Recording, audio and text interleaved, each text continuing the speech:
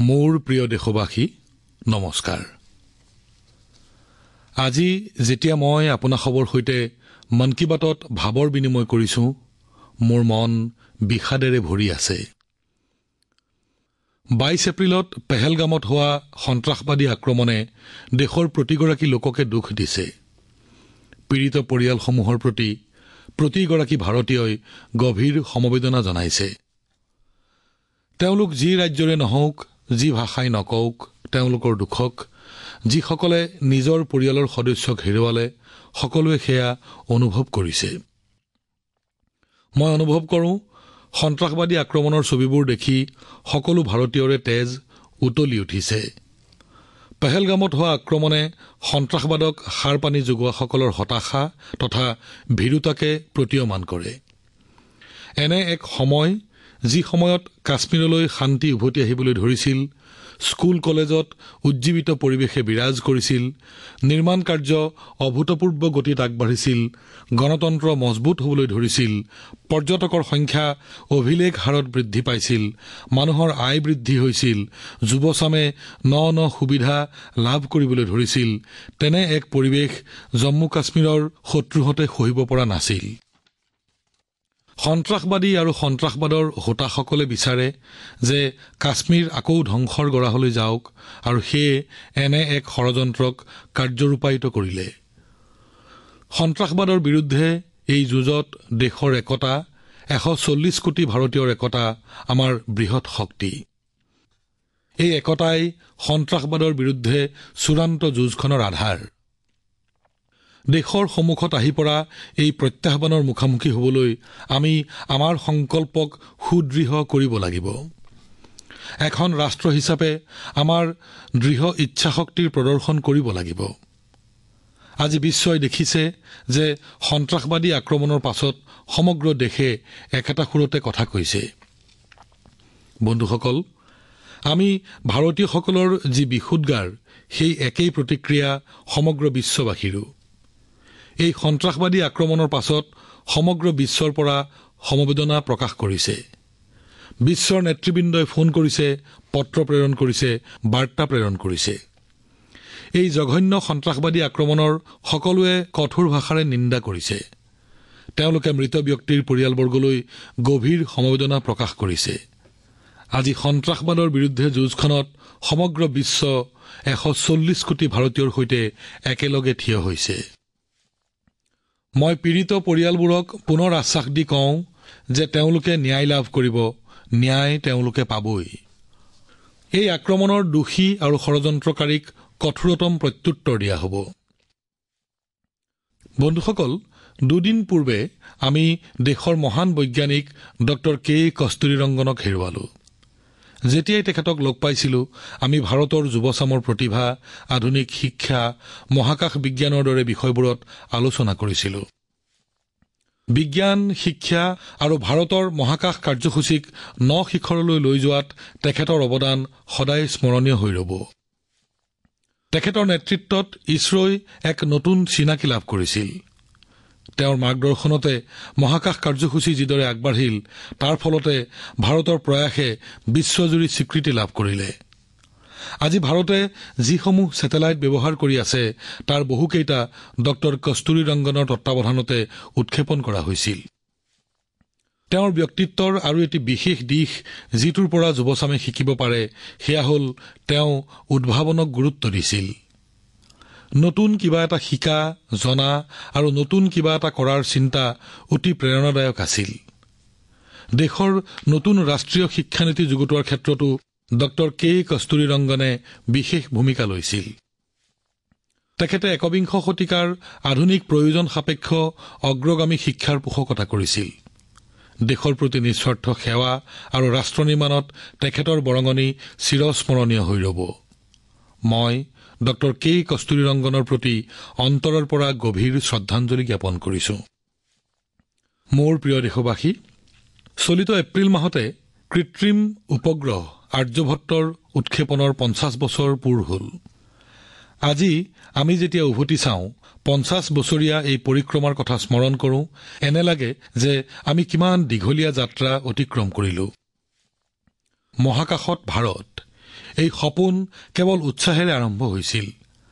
দেশৰ বাবে কিবা এটা কৰাৰ হেঁপাহ বুকুত বান্ধি ৰখা কিছু যুৱ বৈজ্ঞানিক, যাৰ কোনো আধুনিক সমল নাছিল, প্ৰযুক্তিগত দিশত দখল নাছিল, যদি তেওঁলোকৰ কিবা আছিল সেয়া কেৱল প্ৰতিভা, একাগ্ৰতা, কষ্ট কৰাৰ ক্ষমতা আৰু দেশৰ বাবে কিবা এটা কৰাৰ দুৰ্দান্ত হেঁপাহ। গৰু গাড়ী আৰু চাইকেলেৰে জৰুৰী সঁজুলি কঢ়িয়াই নিয়া আমাৰ বৈজ্ঞানিকসকলৰ ছবি আপোনালোকে নিশ্চয় দেখিছে। এই একাগ্ৰতা আৰু ৰাষ্ট্ৰসেৱাৰ ভাৱনাৰ ফলশ্ৰুতিত আজি ইমান পৰিৱৰ্তন আহিল। আজি ভাৰত বিশ্বৰ প্ৰেক্ষাপটত মহাকাশ শক্তিৰূপে প্ৰতিষ্ঠিত। আমি একেলগে 104টা ছেটেলাইট উৎক্ষেপণ কৰি অভিলেখ গঢ়িছো। চন্দ্ৰৰ দক্ষিণ মেৰুত উপস্থিত হোৱা আমি প্ৰথমখন দেশ। ভাৰতে মাৰ্চ অৰ্বিটাৰ মিছন লঞ্চ কৰিছে। আমি আদিত্য L1 অভিযানৰ যোগেদি সূৰ্যৰ বহু কাষ চাপিবলৈ সক্ষম হৈছো। আজি সমগ্ৰ বিশ্বৰ ভিতৰতে ভাৰতে কম খৰচী অথচ সফল মহাকাশ কাৰ্যসূচীৰ নেতৃত্ব বহন কৰিছে। বিশ্বৰ বহু দেশে নিজৰ ছেটেলাইট আৰু মহাকাশ অভিযানৰ বাবে ইছৰোৰ সহায় লয়। বন্ধুসকল, আমি যেতিয়া ইছৰো অৰ্থাৎ ভাৰতীয় মহাকাশ গৱেষণা প্ৰতিষ্ঠানৰ দ্বাৰা কোনো কৃত্ৰিম উপগ্ৰহ উৎক্ষেপণ কৰা প্ৰত্যক্ষ কৰোঁ, তেতিয়া আমাৰ মনত গৰ্ব অনুভৱ হয়। এনেকুৱা অনুভূতি মোৰ তেতিয়া হৈছিল যেতিয়া মই ইছৰোৰ দ্বাৰা 2014 চনত PSLV-C23ৰ উৎক্ষেপণ কাৰ্যৰ সাক্ষী আছিলোঁ। 2019 চনত চন্দ্ৰযান-2ৰ লেণ্ডিঙৰ সময়তো মই বাংগালুৰুৰ ইছৰোৰ কেন্দ্ৰত উপস্থিত আছিলোঁ।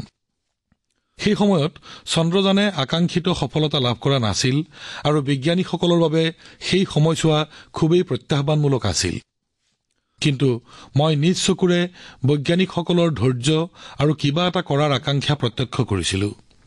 আৰু ইয়াৰ কিছু বছৰ পাছত সমগ্ৰ বিশ্বই দেখিলে কেনেকৈ সেইসকল বিজ্ঞানীয়ে চন্দ্ৰযান-3 অভিযান সফল কৰি তুলিলে।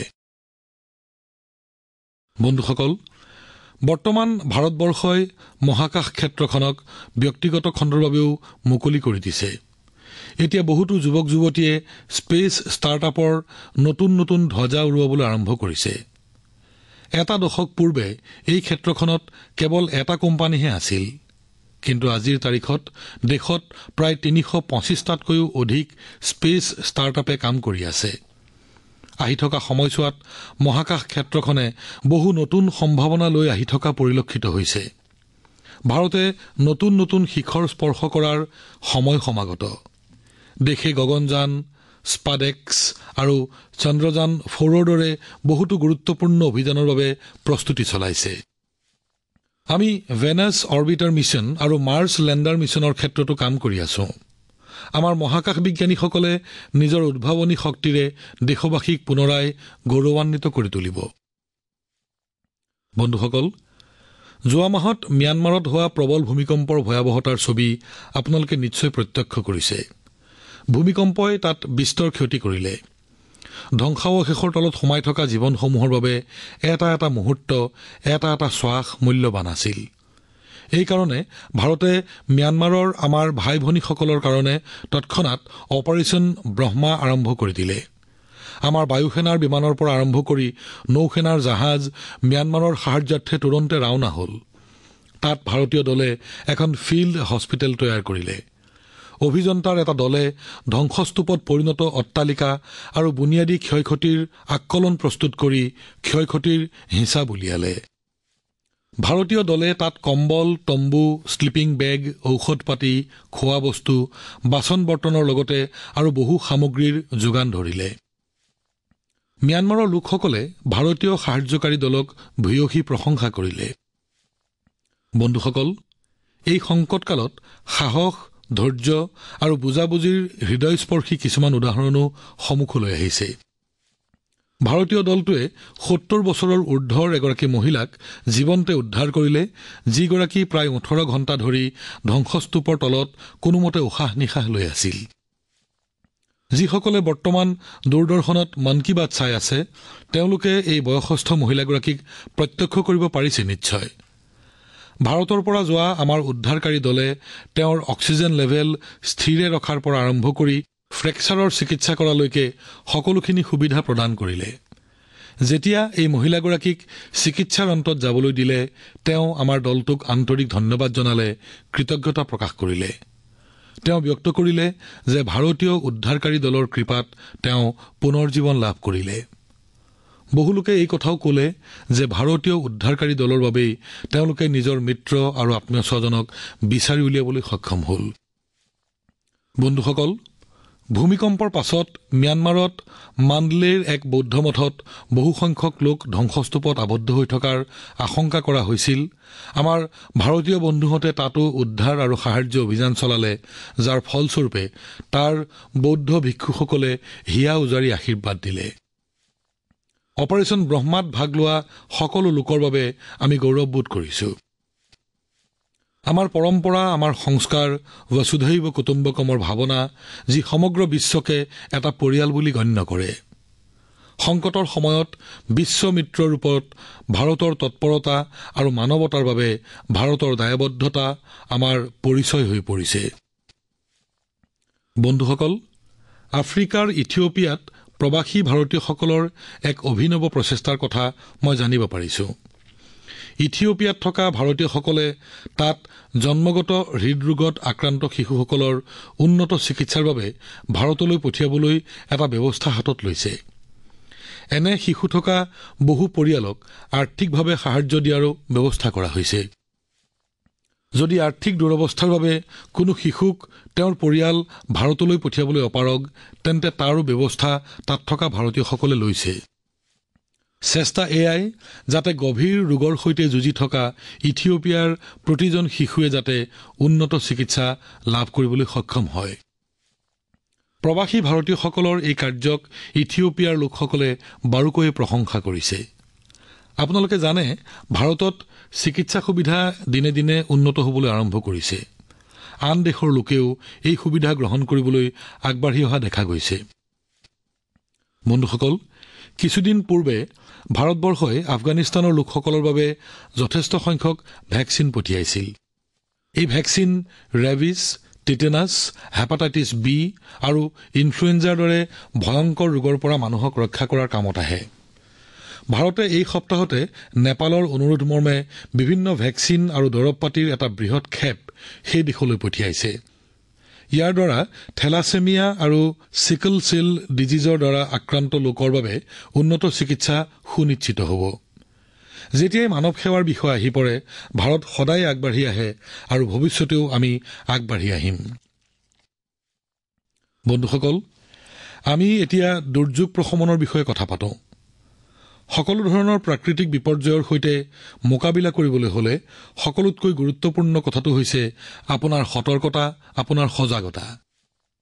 এই এলাৰ্টনেছ বা সতৰ্কতাৰ ক্ষেত্ৰত আপোনাৰ মোবাইলৰ এটা বিশেষ এপে সহায় কৰিব পাৰে। এই এপে আপোনাক কোনো প্ৰাকৃতিক দুৰ্যোগত বন্দী হোৱাৰ পৰা মুক্ত কৰিব পাৰে। ইয়াৰ নাম হৈছে সচেত। এই সচেত এপক ৰাষ্ট্ৰীয় দুৰ্যোগ ব্যৱস্থাপনা প্ৰাধিকৰণে, যাক NDMA বুলি কোৱা হয়, এই প্ৰাধিকৰণে তৈয়াৰ কৰিছে। বানপানী, ঘূৰ্ণীবতাহ, ভূমিস্খলন, ছুনামি, বনজুই, হিমস্খলন, ধুমুহা, বজ্ৰপাত, ক্লাউড বাৰ্ষ্ট আদি দুৰ্যোগৰ বিষয়ে সচেত এপে আপোনাক অৱগত কৰাব আৰু ৰক্ষাও কৰাৰ চেষ্টা কৰিব। এই এপৰ মাধ্যমেৰে আপুনি বতৰ বিজ্ঞান কেন্দ্ৰই প্ৰেৰণ কৰা শেহতীয়া বাৰ্তাসমূহ লাভ কৰিবলৈ সক্ষম হ'ব। আচল কথাটো হ'ল, এই সচেত এপত আঞ্চলিক ভাষাতো তথ্য যোগান ধৰাৰ ব্যৱস্থা আছে।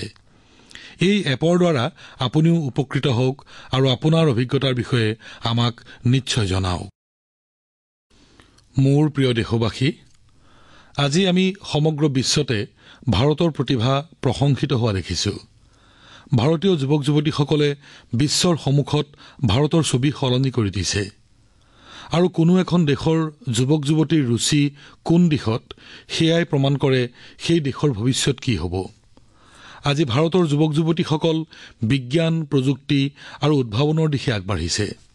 এনে কিছু অঞ্চল যাৰ পৰিচয় পূৰ্বতে পিছপৰা আৰু অন্য কাৰণৰ বাবেহে আছিল, এতিয়া তাতো যুৱ প্ৰজন্মই এনে উদাহৰণ দাঙি ধৰিছে যি আমাৰ বাবে নতুন বিশ্বাস গঢ়ি তুলিছে। ছত্তীশগড়ৰ দন্তেৱাড়াৰ বিজ্ঞান কেন্দ্ৰই এতিয়া সকলোৰে দৃষ্টি আকৰ্ষণ কৰিছে।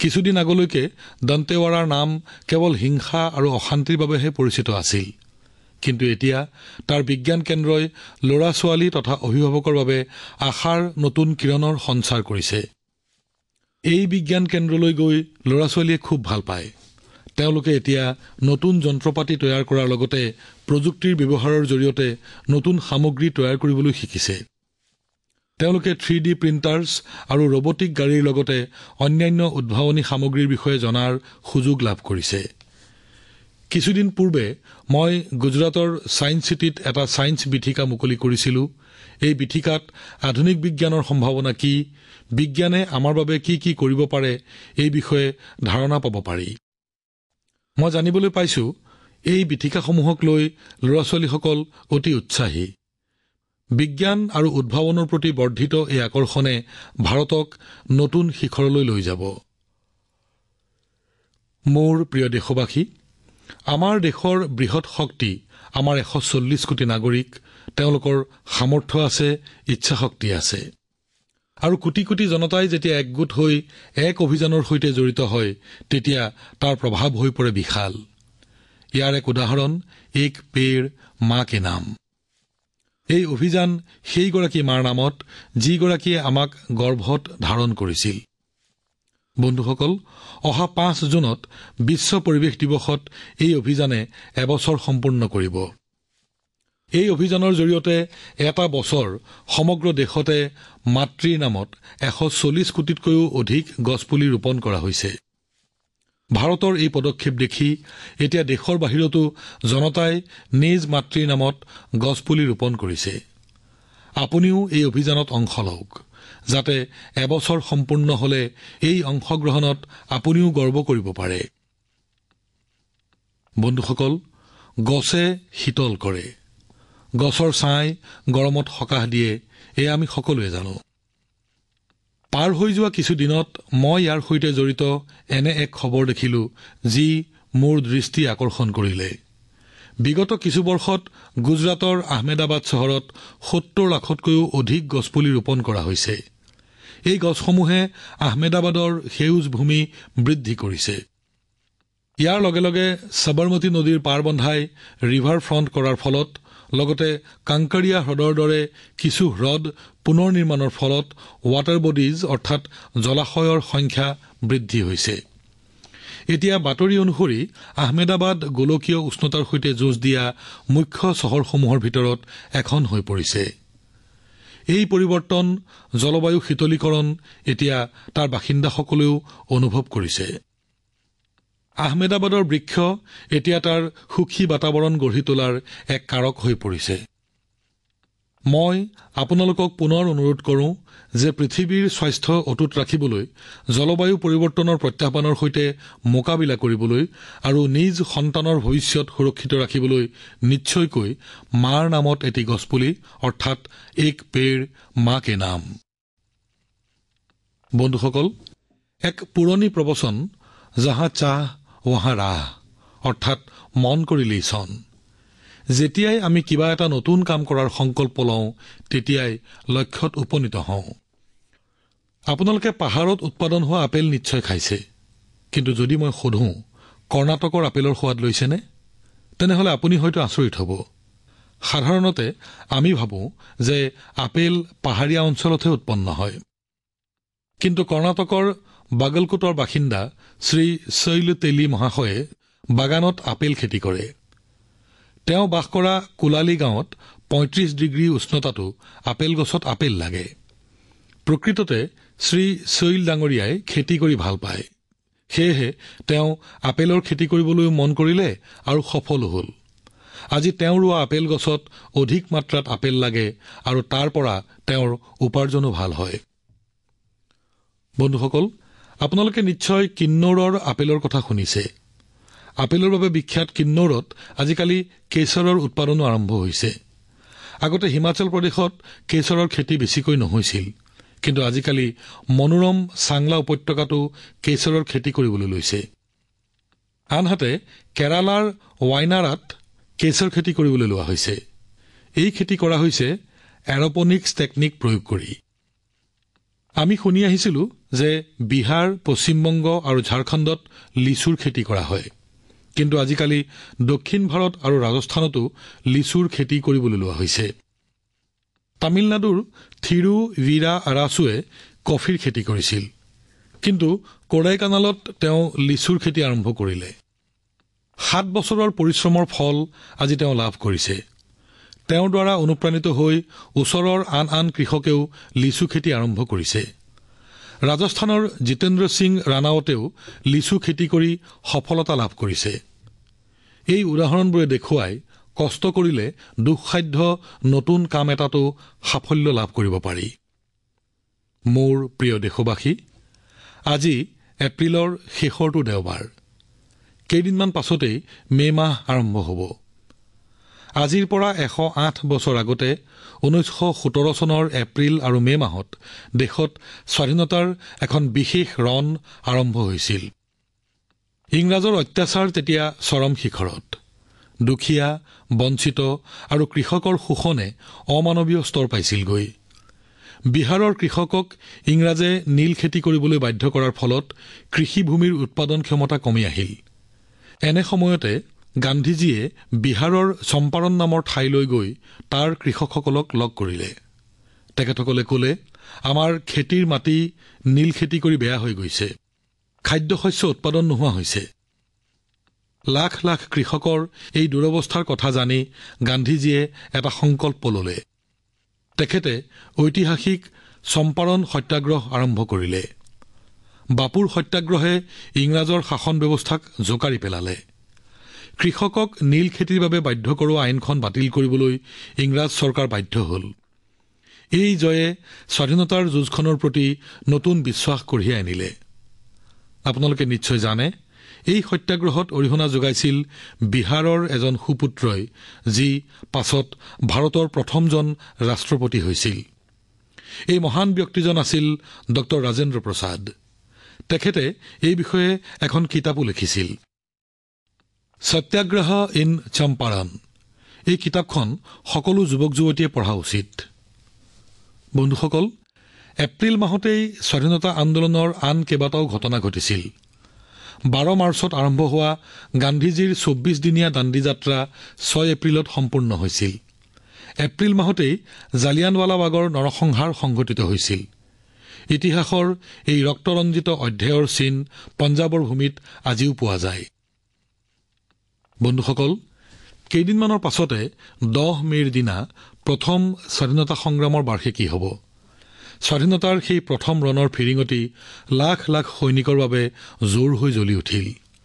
26 এপ্ৰিলৰ দিনা আমি 1857 চনৰ বিপ্লৱৰ মহান নায়ক বাবু বীৰ কোঁৱৰ সিং ডাঙৰীয়াৰ মৃত্যুতিথি পালন কৰিলোঁ। বিহাৰৰ মহান স্বাধীনতা সংগ্ৰামীসকলে গোটেই দেশকে প্ৰেৰণা যোগায়। এইসকল সংগ্ৰামীৰ প্ৰেৰণাক আমি জীয়াই ৰখা উচিত। এই প্ৰেৰণাই আমাক অমৃতকালৰ সংকল্পক নতুন শক্তি প্ৰদান কৰে। বন্ধুসকল, মন কী বাত অনুষ্ঠানৰ এই সুদীৰ্ঘ যাত্ৰাকালত আপোনালোকে এই অনুষ্ঠানৰ সৈতে আত্মীয়তা গঢ়ি তুলিছে। এই অনুষ্ঠানৰ জৰিয়তেই দেশবাসীয়ে নিজৰ উপলব্ধি আনৰ সৈতে ভগাই লয়। অহাবাৰ আমি আকৌ দেশৰ বৈচিত্ৰ্য, গৌৰৱশালী পৰম্পৰা আৰু নতুন উপলব্ধিৰ বিষয়ে কথা পাতিম। আমি এনে ব্যক্তিৰ বিষয়ে জানিম, যি সমৰ্পণ আৰু সেৱাৰ ভাৱেৰে সমাজত পৰিৱৰ্তন আনিবলৈ সক্ষম হৈছে। আগৰ দৰেই আপোনালোকে আপোনালোকৰ মত আৰু উপদেশ জনাই থাকিব। ধন্যবাদ। নমস্কাৰ।